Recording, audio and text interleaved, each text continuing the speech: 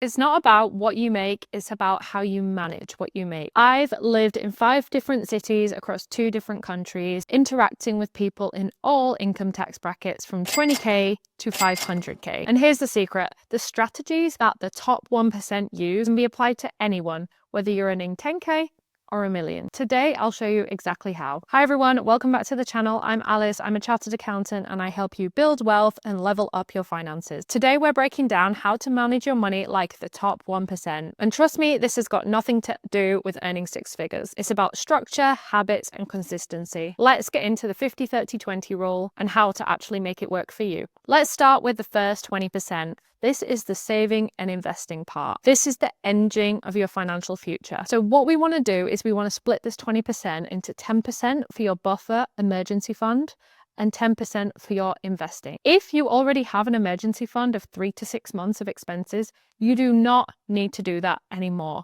You put the whole 20% into investments. Before I tell you how we're going to invest, how powerful consistent investing is, imagine putting in $200 every month for 35 years. If you just save this in cash in a normal savings account with no interest, after 35 years, this $200 per month will be worth $84,000 when you come to retire in 35 years. If you save this in a 3% interest account, this will become $145,000. If you invest this in the stock market, assuming a 10% return, which is quite conservative as opposed to recent where it's been a lot higher, you would have over $650,000. And this is why the 1% invest early and consistently. Okay, let's move on to the 2 main ways that you should be investing. This is different based on country, but hear me out. Number 1, retirement accounts. So this would be a 401k in the US or a pension in the UK and Europe. These do have contribution limits, so you need to look into this as per your country. But the big advantage here is if you have an employer match. So if you have an employer match, you should take advantage of it. It's free money from your employer for your future. Let's look at an example. You earn 50k and you contribute 5%. This gives you $2,500 per year. Your employer matches that 5% and they put in another $2,500 per year. That's $500 invested per year. And the $208 coming out of your paycheck is pre-tax, so it'll be a bit less than $208 per month. So you will barely feel it. So for $5,000 invested per year, you only have to sacrifice less than $200 per month. I'll give you a personal example. So recently I was thinking about not investing in my pension for 1 or 2 months. I have a big move coming up. I'm moving countries again and I'm buying a property. So I need all the cash I can get. It's only $200, but I was thinking maybe over the next month if I just skip 1 payment. But look at how it works out. My employer contributes 8% and I contribute 4%. So I would be losing out $600 per month. Still not that bad if I need that €200 for something else. However, I did the calculation and I worked out how much extra that €600 would be worth in 35 years when I plan to retire. That extra $200 that I'd be contributing this month would be worth $16,800 in 35 years when I come to retire. Obviously, adjust that for inflation, that takes you to about $5,000 by the time I retire. But that can buy you a luxury holiday. So is it really worth not putting in €200 right now and losing out grand in the future? I mean, absolutely not. Short-term sacrifice now for long-term gain in the future. Okay, the second way that I implore you to invest is in a tax advantage account. This would be a Roth IRA in the US and an ISA in the UK. If you're from Europe or anywhere else in the world, stick with me because I'm coming on to that. I'll cover your option in a minute. But these accounts let you grow your money tax-free. So of course you get taxed on the amount that you get paid, but then that amount that you put into the investment account is completely tax-free. In the UK, the limit is £20,000 per year. This means I can put £20,000 into an ISA each year, and the gains on that, say it's 10% per year, so £2,000 per year, I don't pay any tax on those gains. It's an amazing advantage we have in the UK, and it's something that you should certainly take advantage of. Unfortunately, I'm not a UK resident, so I can't take advantage of that. In the US, I believe the limit for the Roth IRA is around 7,000 or 8,000, so less beneficial than the UK one, but still worth it. So you can invest $7,000 to $8,000 per year, and all the gains on that amount will be completely tax-free. The 4 steps to doing this is, number 1, you need to earn money as an employer, or you can have your own business and pay yourself a salary. Number 2, you need to open the account. So go to a brokerage account like Vanguard, or this could be eToro or Trading 212. Step 3, you deposit money into your Trading 212 or Vanguard account. Most people stop here, and this is a massive error. You need to invest that money. So putting the money into your ISA does not do anything.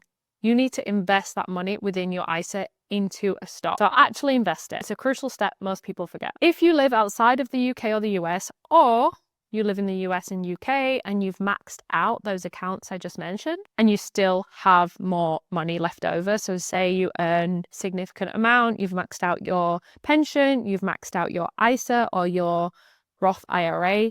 Now it's time to invest in other accounts. So you can just open an investment account again on those apps like eToro and Vanguard. It's not going to be a Roth IRA, it's not going to be an ISA, it's just a normal account, and you will pay tax on the gains, but it's definitely still worth doing because you will still make gains, and much higher gains than you would if you were saving. Look for low cost index funds or ETFs like the S&P 500. I recommend also investing in these when you invest via your ISA and Roth IRA too. These low cost ETFs and index funds track the top 500 companies in the US or the top 100 companies in the UK. You can also do NASDAQ, which tracks top tech companies. This is a lower cost way of investing. If you wanted to invest in the top 500 companies in the US and you invested individually in each of the 500, that would be a lot more expensive due to management fees, etc. It's also super important to invest in index funds and ETFs over individual stocks, because if you're just investing all your money in Tesla, this is high risk. If anything happened to Tesla, or even the share price stagnated, you are not growing over time. Whereas by nature, the S&P 500 has already the top 500 companies in there. Over the long term, the S&P 500 has never declined. It's only just gone up and up and up. So ETFs, index funds, is instant diversification, low effort, set it and forget it. Okay, part 2 of the 50-30-20 rule. Let's look at the 50%. This is money for your essential expenses. So this is housing, this is transportation, this is groceries. 50% may seem like a stretch, so this may have to extend to 60, but the rule is never to reach more than 65. Of course, the higher your essential expenses, the lower your fund costs will be. So choose what's important to you. But this 50% of essential expenses is the danger zone for lifestyle creep. You get that extra salary, you get that extra bonus, and you want the bigger house. Suddenly your flat feels small. You want a bigger car. You want a nicer bag. You upgrade your apartment or car every time your salary goes up. But try to keep the essentials around 50% of your net pay. This may mean renting a cheaper apartment, moving a little bit further out of the city. It might mean choosing a more affordable option for your daily commute. But ask yourself these questions. Can I negotiate my rent? Is there a more affordable commute? Is renting or buying cheaper in my area? Am I living below my means? With the renting versus buying option, you don't just take into account the monthly payments, you also have to take into account maintenance costs and the opportunity cost of your investment. I actually have a free rent versus buy calculator. So if you want to click the link down below, it will send you and you can download it and you can see, based on the prices in your area, which option is best financially, whether to rent or whether to buy. Anyway, keeping this category control is the key to your long-term freedom. All right, let's move on to the last part, 30%, which is the fun money. This is my favorite. This is the guilt-free spending.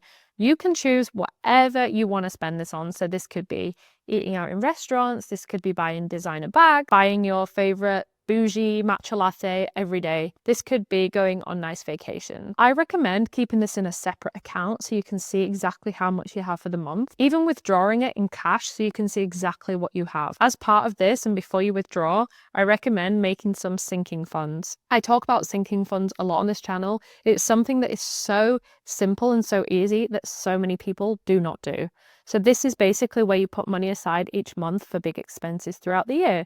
So for example, I have a sinking fund for holidays and for gifts. When Christmas comes around, I always have X hundred in my account ready for gifts.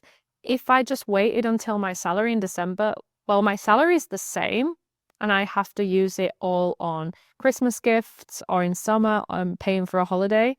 And then that means I don't have any budget for the rest of the month for my other things. It messes up your budget. It means that you don't have control. It's stressful. You might have to dip into your savings. You might have to pay on credit. Once you have your sinking funds out of that 30%, the rest is guilt-free. Spend on whatever your heart desires, what you want, not what other people want you to spend it on. The 1% do actually make room for enjoyment because it's sustainable. If you don't have this amount for your fun expenses and you just save and invest all of it, it's not sustainable. In the end, you'll fall off, you'll overspend, and you will just drop your financial goals altogether because you will just feel miserable. The goal isn't to die with a fat bank account, it's to actually enjoy life. So those are my top tips on managing your money like the top 1%. If you found it useful, I'd really appreciate if you could subscribe to my channel. It just takes a second, and I'll see you in the next one. Bye.